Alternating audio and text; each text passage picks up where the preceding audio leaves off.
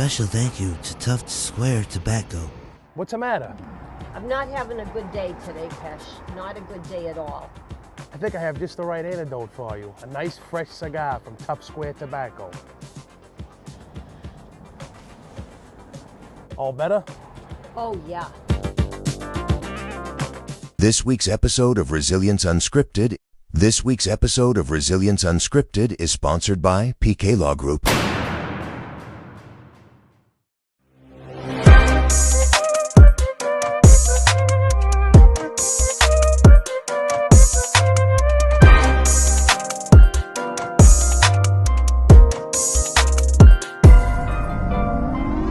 First episode of 2026, and we're back at it. Today we have Matthew Patchell with us from the South Shore. How are you? Good. How you doing? Good. Introduce yourself a little. I'm Matt. I'm an alcoholic. So I reached out to Marissa. I figured I could. I saw some people that were on here, and all of these kids. I knew Tim. I seen him on here, and various other ones, and I like what you're doing. So I reached out, but as far as that goes for me, I'm just just another bozo on the bus. I got a little bit of a story. I'm very fortunate to be sitting here with you right now. Let me just say that much. I got sober. I just celebrated my 4-year Congratulations. anniversary. December 25th, 2021 is when I got sober. So when I tried to start getting sober, but that's when things kind of turned up for me, and that was hopefully, God willing, Mm-hmm. my last day. I have to go through that, and the whole time that I was trying to get sober, I was basically on bail, for a trafficking case, Mm-hmm. and I didn't really think that I was going to get out of that. You know what I mean? And I was very fortunate to not listen to like some of the idiots that I was around. Obviously, like locked up, everyone's kind of like, I go on a vicious run. I'm going to do this, that, and the other thing. And I did that, unfortunately. It's just the insanity of my disease. But doesn't matter the consequences. You know what I mean? I got high out of the parking lot when I got released because of it was during COVID, all that. So I got out, went on like a vicious run, put myself in really bad situations, and I luckily had gotten a sponsor before I got arrested that last time. This guy Dennis M, and he was like the one I like, he's the only one to answer the phone when I was locked up. He was like the first one that I called when I got out. And, I was calling him, I was lying to him. And, one day, um, about 4 months into what I was doing, I was honest with him. And, he kind of like gave me this big, you know, he was just like, cause I was lying to him the whole time. And then basically I was like, then I'm not all right. And he basically was like, no shit, I know that. Because I wasn't all right. And so he got me into, excuse me, he got me into, Gavin Detox. I stayed there. And thank God I stayed there because that place is very easy to leave and it Mm-hmm. sucks. So anyone that doesn't have to go to places like that, I advise you stick there. If you don't like it, probably means you should stay. Yeah, exactly. And so long story short, I stayed there. And then he got me into the Gavin in Southie. And I stayed there, completed the program. I learned a lot about, myself, my recovery, how to started going to meetings. I got around a group of guys. I'd heard it my whole life. You know what I mean? You're the average of the 5 people closest to you. Mm-hmm. For once, it kind of made a little bit of sense there.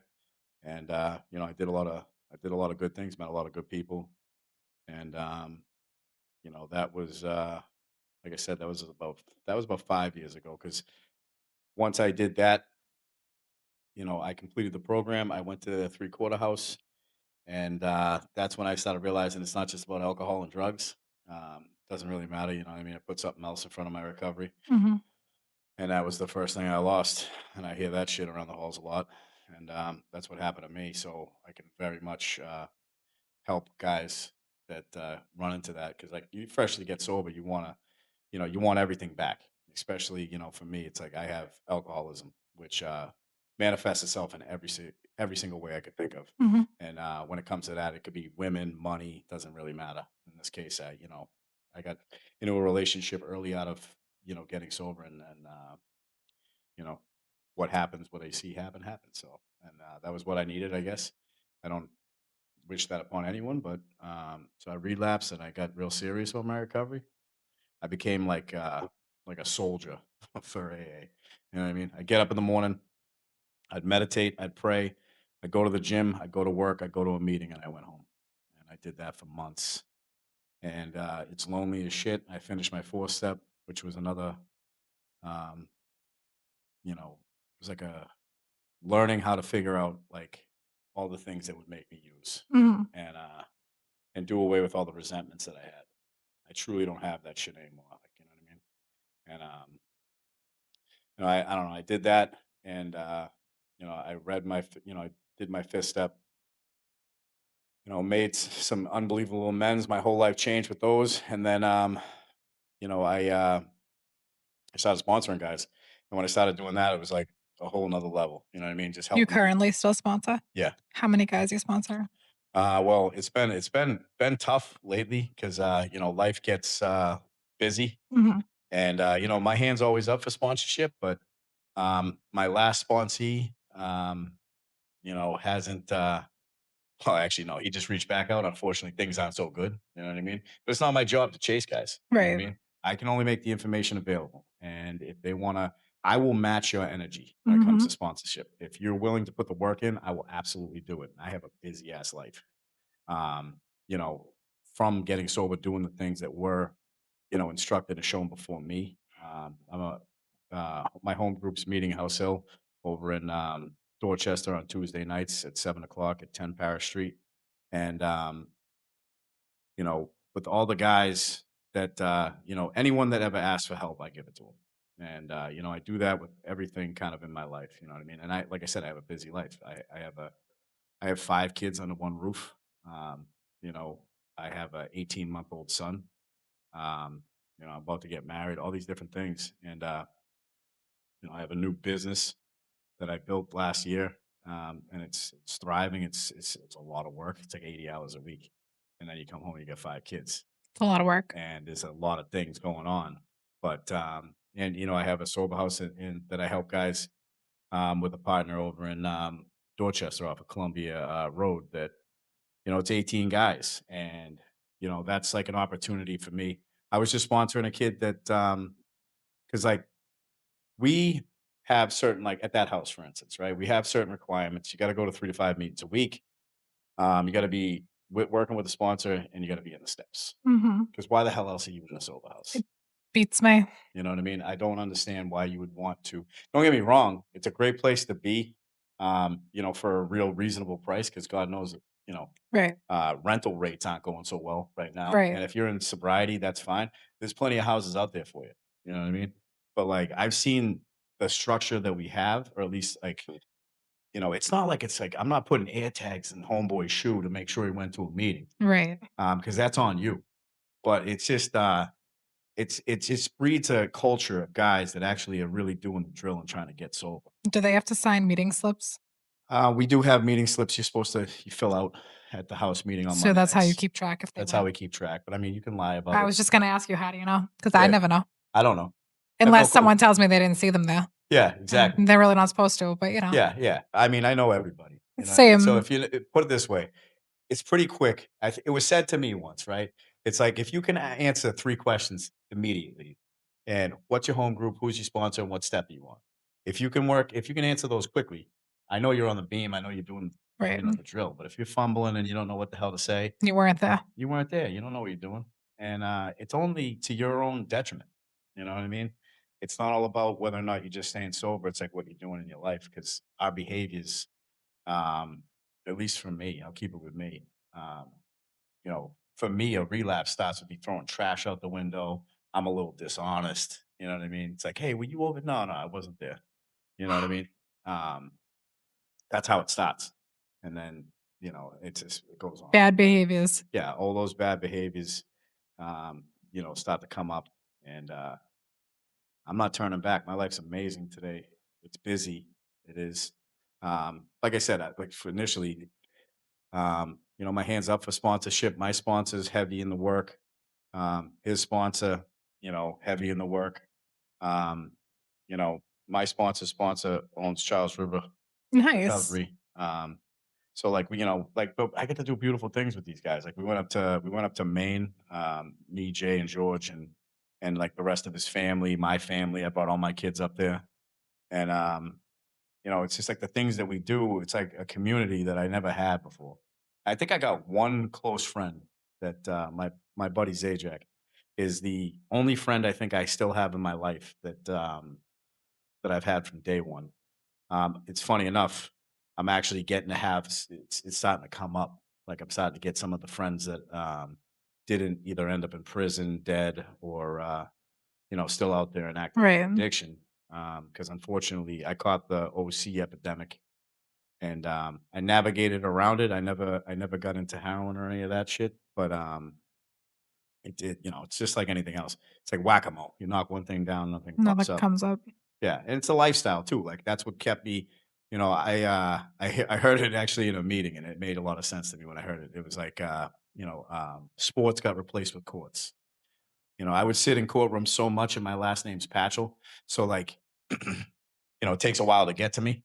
That we'd be in Yeah. there so much. I just remember my My mother. last name's Tedesco. Imagine how long I sit there. Yeah, exactly. Yeah. So then you know what I'm saying. Exactly. So I'm it's sick of like, it. yeah, and like I was so young. This happened from when I was. My father passed away when I was 12, and that's when I I'm remember sorry. back. No, it's okay. And honestly, like everything that I used to bitch about or like use as an excuse for why all these things happened are my like superpower, right? You know, those are the things I pull from in the times that are, Mhm. you know, I don't know like what's like which way to go. You know what I mean? I've learned to adapt and overcome over anything. That's why I'm successful in what I do in business. Mhm. Um, and I'm grateful. You know what I mean? I get to do these things. You know, I get Yeah. to sit here with you, just like we talked this. You know, I get to sit here with you and have a conversation. I love Something 4 years ago you might have not been able to do. I mean, honestly, Marissa, 5 years ago, I was staring out a jail cell window. I truly mean this, begging that, you know, in my head, I'm like wishing I could be in traffic, and I hate traffic. You know what I mean? Like no one likes Yeah. traffic, and But I it's like the literally, freedom. it's the freedom staring out. You know, the Dedham jail. If you're in this certain block, you can see the highway, and I would see people because I'd be up mad early because my mind wouldn't stop, Yeah. and I'm just looking at traffic. Oh God damn! I just wish I was in that. And you know, and that's like where I learned about like foxhole prayers. You know what I mean? I didn't really fully believe in everything. God is like my number one thing that I got from, you know, recovery. Mhm. And it's not like this big religious thing. You know what I mean? And I think that turns a lot of people off because it turned me off in the beginning because I didn't know how the hell I would build that relationship. You know, when I grew up, you know, all the, you know, priests were doing some, you know, rough shit. Yeah. And because like I was raised Catholic, Same. and you know, it's so it took a little work to get around that Are because you I'm like, still Catholic to this day? yeah, yeah, yeah. Yeah. So I They've mean, tried to convert they tried to convert me. At yeah, one point I was like, "No, thank you." yeah. But So it's like, but I'm not practicing. You right. know, It's it's more of like, you know it's your higher power type of thing, yeah. but maybe you're not going every Sunday at 9 No, o'clock I type mean, of deal. so what I found is like so like there was this new church, and I want to say it's a Christian church, Life Community Church in Quincy, that I Mhm. might start popping over to, and I want to get like my kids in it because I know it's important, and I just feel like you know that wasn't God, that was men, that was Mhm. man, a woman, whatever. Um, so I remember that, and I see that now, and because there was things that happened to me. There's no world that exists that this was a miracle. You know what I mean? Yeah. There was no way I was getting out of this trafficking case. Like no way. They had I thought I was like this ingenious like cryptic coder when it came to like like I had these like books that had like everyone that owed me money, and I was putting different like things in it. Like they had me what I'm getting at is they had me like soup to nuts, like covered. And you know, even like my sponsor that I had at the time when I was going through the Gavin, he's like, "Oh, we're just here, Maddie. Don't worry, we're gonna mitigate your sentence," because they were talking crazy numbers at first. And which I thought was a little crazy, but I had like an 8-page record. It was all dumb shit. Yeah. You know what I mean? I never really got caught, and I'm so grateful. I never really got caught for some of the shit that if I had gotten caught for, I might have been in some serious You trouble would have early been in there on. longer, yeah. But I thought for sure this was going to be the one that, set me up the way. And, I've been in every jail around here. You know what I mean? When were you released? Shit. That was in September in 2000. Yeah, September of 2000, I think. Or no, August. It was the summertime. And then I went on a run for about 4 months. And then I got into, that's when I was honest with my sponsor at the time. I got into treatment. I stayed. And then I graduated the GAV. It's 2020. in 2020. Yeah. Okay. That's when the whole thing happened. So funny. So this is another thing that's kind of funny about that. Because I look at that situation, at the time I looked at it as the end of my life, and Of course, it's a big change. yeah, big change. I thought I wasn't getting out. Yeah. And then it had happened, and so as I was still so I ended up getting an apartment in Quincy, and that's where I got arrested, was in Quincy, and it was in a car wash bay. I pulled in a blackout, and I fell asleep. Woke up to this lady, like, I guess, opening the car wash, and she obviously seen this dude like in the car passed out, and was like, "Oh shit!" Called the police. And so I just remember vividly waking up, seeing her, and then cruiser, and I knew I was screwed. And my first apartment was like right across like right behind the car wash. So every single day I'd see that. You know what I mean? So it's just like weird shit like that. That's like I'm very aware of now, I guess, for my higher power. If I see these things, I'll never forget. You know what I mean? You don't want to forget that last day. Yeah. You don't No. want to. I do not forget that. I remember how it felt. I knew what I had up against, and like none of the shit that I thought was going to happen happened. That's the other thing too. Is like, I was real good at like, planning things out, like, oh, this is going to happen, or that's going to happen, and worry about all of it. Right. And none of it happened, So, I hear it all the time. It means like, 24 hours. That's it. That's all that matters. That's all that matters for me, present. And I don't worry about the past. There's nothing I can do about it. I've done all that side of the street is cleared for me. Right. You know what I mean? So the people that I had wronged, I've made amends to. And, I'm still human. I do, for the first like year or so of recovery, I was a little bit of a freaking nutbag. You know what I mean? I like, like jumping out of people in traffic still, like, really? yeah, just like aggressive. And just cause like when you go like, for me, at least when I went through my fourth, it was just pent up. Yeah. It was just like pent up. And also just like, I didn't know how to deal.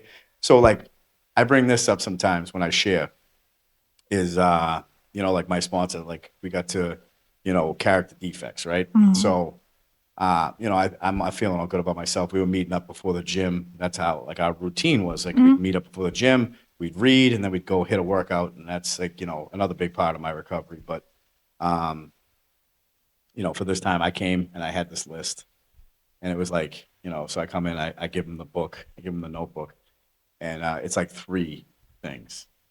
And he looks at me, he starts laughing. He's like, would you float in here? He's like, what do you mean 3 character defects? I didn't know what they were. I didn't know what character defects were. And so he's like, you need to really like look into this. So I Google searched what character defects were. You saw you had a lot more than 3, right? It was like fucking check mark. Same. You know what I mean? Because I didn't know how to feel. I didn't know what feelings were. I was always told to bury that shit. And so then, once I did that, and I came back, with like an accurate like assessment of like my character defects, because that's what takes me out every time. Yeah. It's all the little devious shit I'm doing, or control something, or whatever it is. We all have them. Yeah. We all definitely have more than 3. Yeah, exactly. That's what I'm saying. I had more than 3. I just didn't know them. You know what I mean? Because I didn't understand how to like describe. You didn't know what it was. Yeah. Yeah. So I wrote it. And then when I did that, what he told me to do, and I still do today, is he's told me to put an asterisk next to the 3 most glaring and pray to have them removed every night. And as a result of doing all those things, because like I said, I didn't believe in shit. So when I first came in, all I did was pray to something I didn't believe in. Right. You know what I mean? I had lost that faith. And I just remember the first thing I noticed is like I went to go, because like when I first got sober, the second I got sober, I started trying to get my daughters back, and because I had two girls with their mother, and she, I got locked up. She moved to Florida with them, and they, that was a crazy situation. So when I got out, they were gone, and I fought, and if I didn't get sober, and I wasn't ready for war, but that Right. there's no world that now I have, it's temporary custody, but I do have custody. They live with me, Okay. and they've been living. So with they're me. 2 out of the 5. So I have two: my daughter Mackenzie and Skylar, and my daughter Jackson, Kaylin. I call them my daughter. They're my stepdaughter. They're my fiance Crystal's two daughters, but they call me dad. You're all family. Yeah. And it was let me just say this, when it was if basically I feel like God put me through that situation to be able to help other men go through that situation, because Probably. if I wasn't like dead set, I had a million excuses why I could have stopped that process. First it would have been the courts aren't doing what I think they should, right? Or the second could have been oh man, this is a lot of money, because it was and still is a lot of money. Like ridiculous amounts, to the point where I don't understand how someone just get sober could actually pull it off. Yeah. I was just very fortunate that God made that a possibility. And not to mention, I had to fly back and forth from Florida, Right. to make this all happen. And, I'm just so blessed that I stuck through it, because there were moments that I was like, please, I don't know like how strong you think I am, but I feel like I went through that to be able to help someone when that ever comes up. You know what I mean? If anyone ever if any fathers ever going through that, because I'll just say, you get dealt a shitty hand as a father in this state when it comes to certain situations, because of all the assholes before you. Right. And there's a lot of dudes out there that are pieces of shit that don't do the things that, there are some men that do, but you still get looked at as the same way. The same as the others. You know what I mean? And it's like, you could really just try to be a father to, because from now being in the situation I've seen is they want families divided. You know what I mean? It's like, It's easier for them. yeah. Because, if you ask, I thought I turned it off. I thought you did too. I felt it go click, click. Think about it. It fuels the industry. The courts are a business, A very wealthy, very business. lucrative business. Yeah. You know what I mean? I've been dealing with it so much now. And it's like, I can't tell you how many things I did right. And I still feel like I'm walking in there about to go to jail. You know what I mean? Because of all the experiences I've had. Right. Even though I'm in there for my children, and I'm actually, I think, on the right side of this. Mm-hmm. And thank God for AA coming into my life, because if it didn't, I would still be that resentful guy towards their mother. But something just happened yesterday where it's like the old me would have went right for the throat, and the new me is just like, hey, can we come to some type of resolution that's going to best benefit my daughters? It's very difficult because their mother has, I feel like, if I was going to say anything, I think she hates me more than she loves them sometimes. But She has more resentment. she also doesn't know the man I am today. Right. She caught a version of me that sucks, and I am sorry for that. You know what I mean? I truly am. She caught a shitty version of who I was. And, I was just an alcoholic and addict, couldn't get his shit together. I stepped away for a period of time, and then it was like 2 years. And then it's like, it was very difficult for me in the beginning, because you've been to meetings, right? You hear some guy up there, he's like, yeah, I shot a bag, and then I went out with my kids in the car and hit a telephone pole or something like that. And he's got his kids back and all that shit. And I'm over here in the crowd going, what about me and my kids? What about me and my kids? I stepped away for a couple of years. I didn't want to see them to see that stuff. Right. So it was really hard to fight that fight, but you just got to have the grit to endure it, because what's more important than your kids? So what's current day for you? What's going with you now, and where do you see yourself in 5 years? Current day is a completely different scenario. You know what I mean? The prison went out the window. I was able to, walk in a court, the front door, walk out the front door, and It's a good feeling. That never happened. It got to a certain point, right, where the bails went away. No more bail for Matt.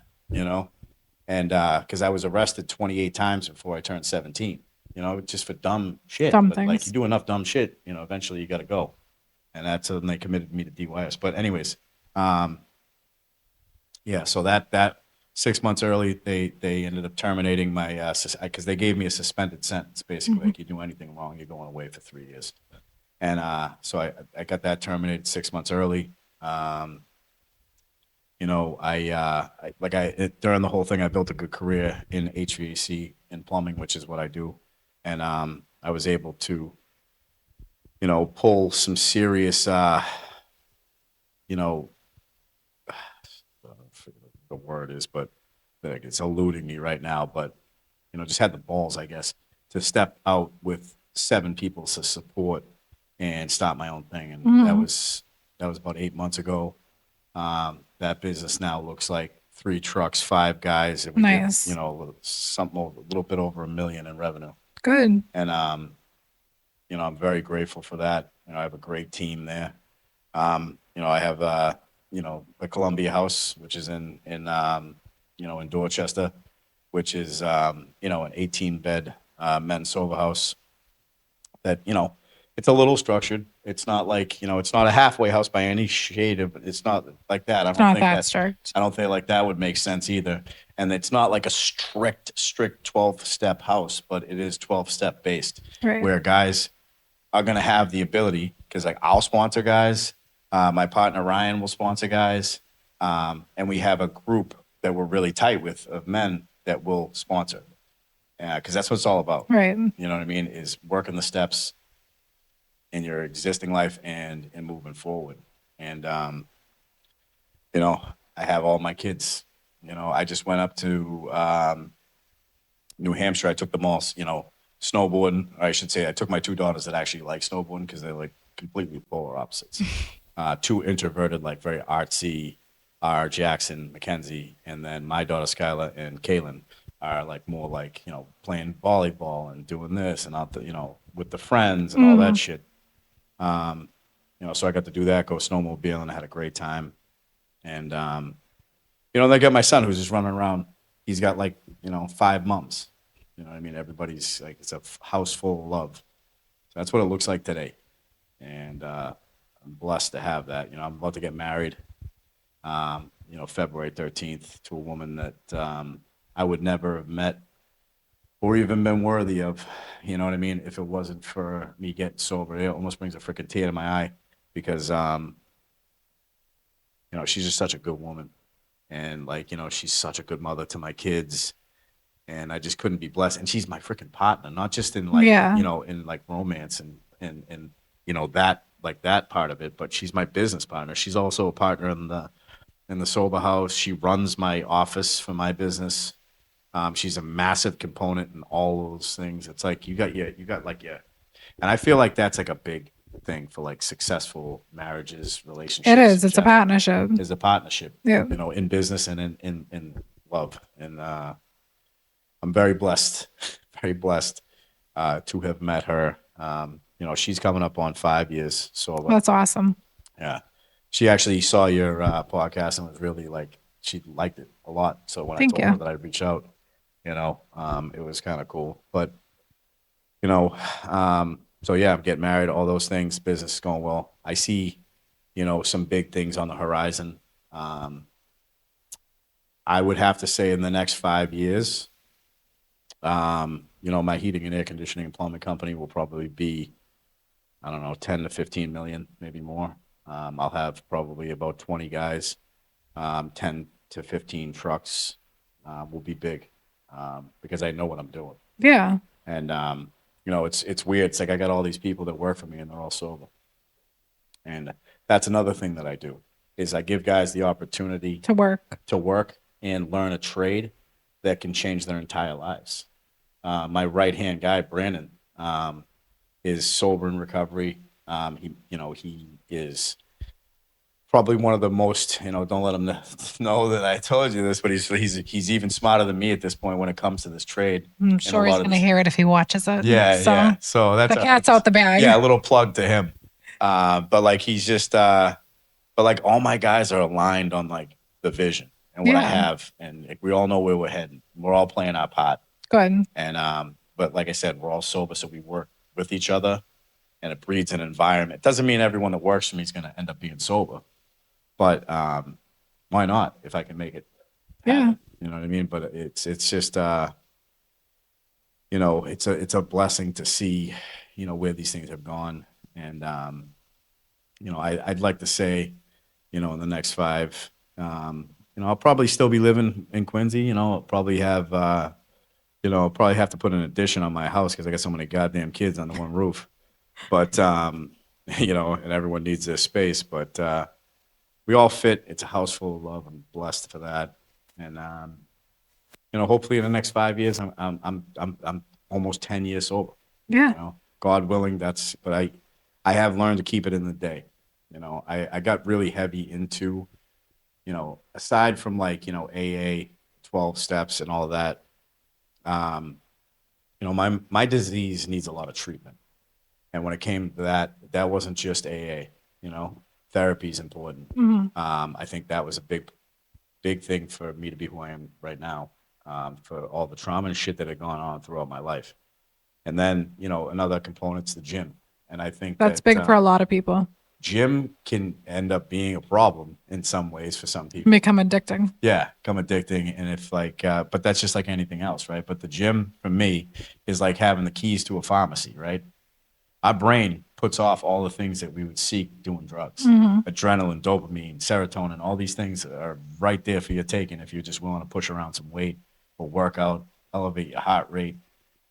It just makes you an absolute savage. Plus, I just, for me, it's like, it's important because like that's like who you are. You know what I mean? Like I wake up every morning, I like who I see, and you know, I think it's important to show that like that's the version of yourself you're putting out there to the world. Right. You know what I mean? And I think it helps in every aspect of my recovery life, my business life. I know it does in that, and you know, it's just it's a huge huge component. So. I mean, those are all the things I hope that I'm able to achieve. I know I will. That's one thing. There's nothing really that can. I mean, I've been throwing so many goddamn curveballs throughout my life. There's nothing that I can't figure out. Yeah. You know, and it's like the other components. Like I said, like I got heavy into like stoicism and Stoic philosophy. I read out of this book. It's just like AA for me. So in the mornings, that's another thing. Discipline has become like my number one. I am militant about everything I do. Pretty much know exactly where I'm going to be all the time because I stick to everything. The same routine. Yeah, which was not the case when I was younger. I lived in a project in Stoughton right across the street from the high school called PC, Presidential Courts. And I was late 180 times. I think there's not even, I don't even know how many days there are in the school year, but it was pretty much the whole school. Yeah. You know what I mean?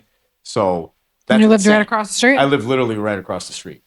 But that's what I'm saying. Like, I felt like, you know, I couldn't get my shit together. You know what I mean? That part had to play was, you know, all the things that, whatever, but that's only a small piece of it. You Yeah. know, once I had that discipline, you know, the habits, started reading books.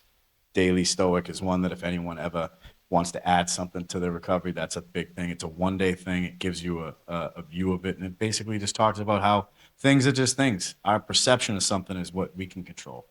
So ultimately, if you control that and you grab that thought before it starts going a certain way, whether it be negative or whatever, if it's positive, let's, you know, breed that. You know, that's a big thing. Plus, I read out of, I just got this book, pretty cool, like As a Man Thinketh, which I really like. You know, just all that stuff, like Atomic Habits. That was a good book talking about, you know, different ways to create habits, which then creates discipline. I mean, just never end. One thing I can do is remain a student of life. Never think I got this. That's a big thing. My ego is not a problem for me today. I don't think, you know, none of the shit that I have is that important to me. I can lose it tomorrow. Same. You know what I mean? So my character is more important to me today than anything else. So as long as I can keep that where it needs to be, and just remember to help every man, woman, whoever God puts in my path, I'm all right. I mean, I'll be in good shape.